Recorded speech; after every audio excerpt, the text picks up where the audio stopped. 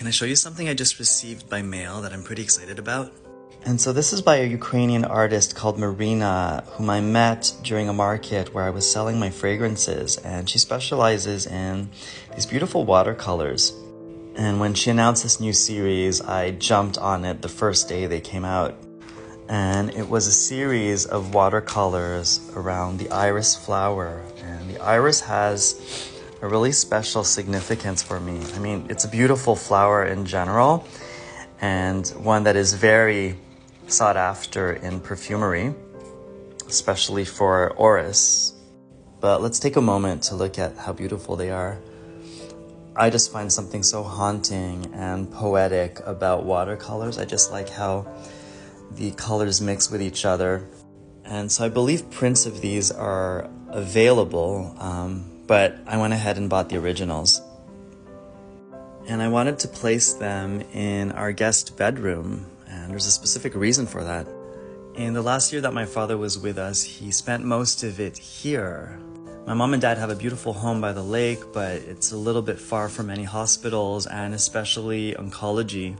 So it was just easier and especially safer to have my father live here with myself and my partner.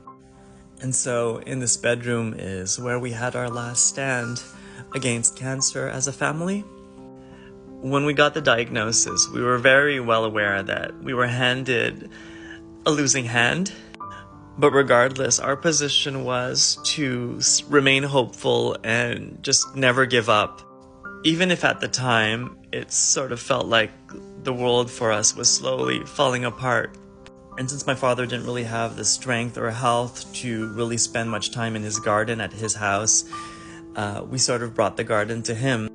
And we really made the most of our smaller condo here in Toronto. We had turned our balcony into a tomato garden for my dad, and I tried to fill the space with as many flowers and colors as I could.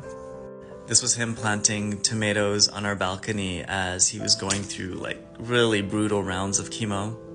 And in the last few months that my father was with us, he got very obsessed about his iris flowers. He wanted to give many of them away to different family members, and so this is him with a white iris. So in a way, irises were his love language. And it also happens to be the flower of Quebec, where my father is originally from. And the iris also represents hope, wisdom, and resilience, which are all qualities that my father had.